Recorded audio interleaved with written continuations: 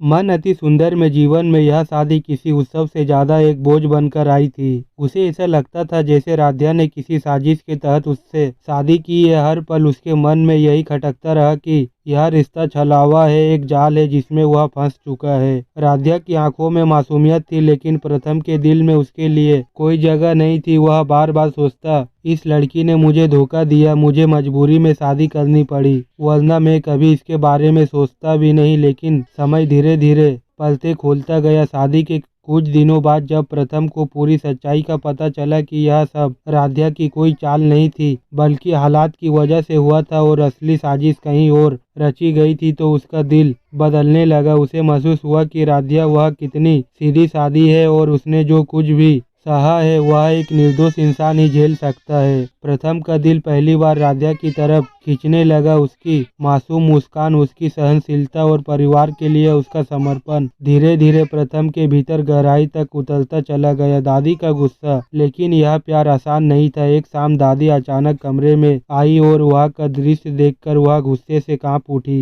प्रथम और राध्या एक साथ थे। राध्या अपनी शादी का लाल जोड़ा पहने हुए थी और प्रथम उसे अपने करीब लिए हुए था। यह दृश्य दादी के लिए असहनीय था। उनकी आंखें क्रोध से लाल हो गई। उन्होंने बिना कुछ सोचे समझे राध्या का हाथ पकड़ा और उसे कमरे से बाहर खींचते हुए बोली, इस लड़की को तुरंत मेरे घर से बाहर निकालो, यह हमारे खानदान की बहू बनने के लायक नहीं है। राध्या चुपचाप सब सह रही थी, उसकी आंखों से आंसू बह रहे थे, लेकिन तभी प्रथम ने आगे बढ़कर दादी का हाथ रोक लिया। उसने राध्या को अपनी बाहों में भर लिया और ऊंची आवाज में बोला, दादी अब राध्या ही मेरी पत्नी है, यही मेरी जीवन संगिनी है, यही मेरा सब कुछ है। अगर इसे घर से निकालोगी तो समझ लीजिए मैं भी इसके साथ जाऊंगा। दादी स्तंभ रह गई। उन्होंने पहली बार मासूम महसूस हुआ कि उनका पोता किसी को सच अपना मान चुका है। सच्चाई का खुलासा इतने में घर में रजनी और ओमकार जी भी आ गए, साथ निहारिका का पिता भी था। सब ने मिलकर दादी को पूरी सच्चाई बताई। उन्हें पता चला कि असल में राध्या ने कभी कोई चाल नहीं चली थी। पूरी साजिश निहारिका और उसके परिवार ने रची थी। राध्या तो सिर्फ हालात की शिकार थी। दादी का चेहरा बदलने लगा, उनका कठोर हृदय पिघलता नजर आया। उन्होंने पहली बार राध्या की आंखों में सच्चाई और दर्द देखा। निहारिका की चाल, लेकिन कहानी यही खत्म नहीं होती। निहारिका इतनी आसानी से हार मानने वाली कहाँ थी। वह भीतर ही भीतर आग में चल रही थी। प्रथम सिर्फ मेरा है, मैं कभी राध्या को उसकी जिंदगी का हिस्सा बनने नहीं दूंगी। निहारिका ने ठान लिया कि वह अब एक और बड़ी साजिश रचेगी। इस बार उसका निशाना सीधा राध्या की जान होगी। धीरे धीरे वह अपनी चालें चलने लगी। वह परिवार के सामने मासूमियत का नकाब पहन लेती, लेकिन पीछे से जहर फैलाने लगी। कभी नौकरों को बहलाकर राध्या के खिलाफ बातें करवाती, कभी घर की छोटी छोटी बातों को बड़ा बनाकर दादी के कान भर देती। परिवार के कई लोग उसके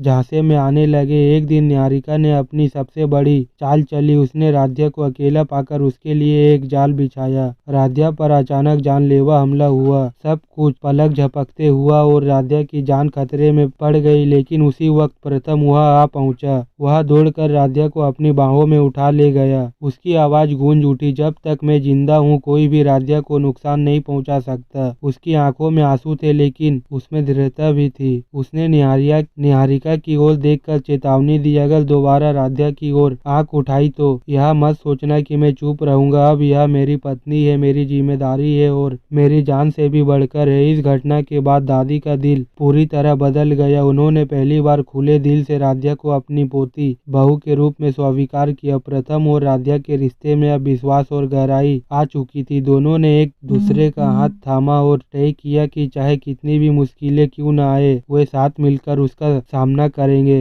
निहारिका अभी भी अपनी हार से उभर नहीं पाई थी, लेकिन अब उसका सामना एक मजबूत जोड़ी से था। प्रथम और राध्या का प्यार अब सिर्फ उनका नहीं रहा, बल्कि पूरे परिवार के लिए एक मिसाल बन गया।